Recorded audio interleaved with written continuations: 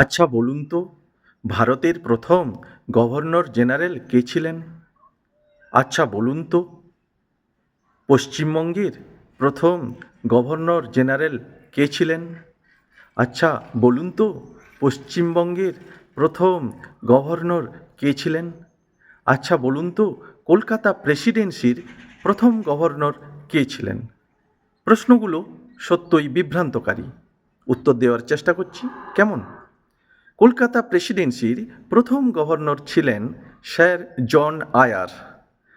বাংলার প্রথম গভর্নর ছিলেন লর্ড ক্লাইভ। বাংলার প্রথম গভর্নর জেনারেল ছিলেন ওয়ারেন হেস্টিংস। বাংলার প্রথম গভর্নর জেনারেল ওয়ারেন হেস্টিংস।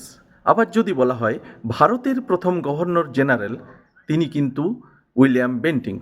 আরও কয়েকটি বিভ্রান্তকারী প্রশ্ন। যদি বলা হয় সিভিল সার্ভিস পরীক্ষা ভারতে কে চালু করেন, তখন উত্তর হবে লর্ড কর্নওয়ালিস। অর্থাৎ লর্ড কর্নওয়ালিসকে সিভিল সার্ভিস পরীক্ষার প্রবর্তক বলা হয়। আবার যদি বলা হয় আধুনিক সিভিল সার্ভিস পরীক্ষা এবং সিভিল সার্ভিস আইন কে চালু করেন, তখন উত্তর হবে লর্ড ক্যানিং। আবার যদি প্রশ্ন করা হয় বলুন তো ভারতীয় দণ্ডবিধি কে চালু করেন, তখন উত্তর হবে ভারতীয় দণ্ডবিধি চালু করেছিলেন লর্ড উইলিয়াম বেন্টিং। আবার যদি প্রশ্ন করা হয় আচ্ছা বলুন তো ভারতীয় দণ্ডবিধির জনক কে ছিলেন, who was the father of Indian penal code, তখন যদিও উইলিয়াম বেন্টিং ভারতীয় দণ্ডবিধি চালু করেছিলেন, কিন্তু উইলিয়াম বেন্টিংকে আমরা ভারতীয় দণ্ডবিধির জনক বলবো না। ভারতীয় দণ্ডবিধির জনক ছিলেন ব্যাবিংটন।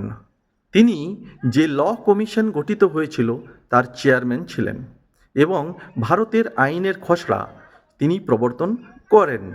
ইন্ডিয়ান পেনাল কোডের যে খসড়াটি 1862 সালে ইন্ডিয়ান পেনাল কোড চালু হয়। আবার যদি বলা হয় জমিদারি ব্যবস্থা কে চালু করেন, জমিদারি ব্যবস্থা চালু করেন লর্ড কর্নওয়ালিস। আবার যদি প্রশ্ন করে পুলিশি ব্যবস্থা কে চালু করেন, তখন উত্তর হবে ওয়ারেন হেস্টিংস। আবার যদি প্রশ্ন করে আচ্ছা বলুন তো এখন তো আমরা পুলিশ দেখি, পশ্চিমবাংলায় পুলিশ, ভারতের পুলিশ, আচ্ছা এই যে আধুনিক পুলিশ ব্যবস্থা, এই আধুনিক পুলিশি ব্যবস্থা কে চালু করেন, তখন কিন্তু ওয়ারেন হেস্টিংস উত্তর হবে না। তখন উত্তর হবে ভারতের আধুনিক পুলিশি ব্যবস্থা চালু করেন কর্নওয়ালিস।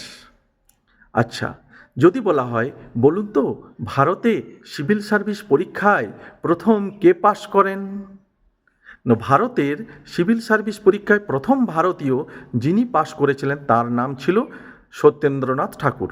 তিনি রবীন্দ্রনাথ ঠাকুরের অগ্রজ বা বড় ভাই ছিলেন এবং তিনি 1863 খ্রিস্টাব্দে প্রথম সিভিল সার্ভিস পরীক্ষায় পাশ করেন। পরের প্রশ্ন, আচ্ছা বলুন তো ভারতের মাটিতে প্রথম সিভিল সার্ভিস পরীক্ষা কখন নেওয়া হয়েছিল, তখন কিন্তু সত্যেন্দ্রনাথ ঠাকুর 1863 সাল এগুলো বললে হবে না।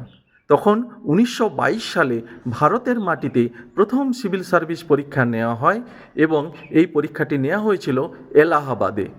এলাহাবাদ উত্তরপ্রদেশে ভারতের মাটিতে প্রথম সিভিল সার্ভিস পরীক্ষা নেওয়া হয়। এই ধরনের যে প্রশ্নগুলো, এই প্রশ্নগুলো সত্যি বিভ্রান্তকারী এবং এই বিভ্রান্তের জন্যে আমাদের উত্তর দিতে মাঝে মধ্যে ভুল হয়ে যায়।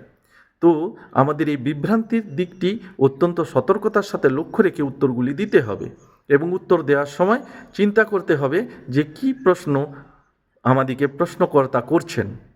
আর থিঙ্ক বিফোর স্পিকিং বা থিঙ্ক বিফোর গিভিং অ্যান্সার, এই নীতিটা এই ক্ষেত্রে কাজে লাগানো যেতে পারে। নমস্কার।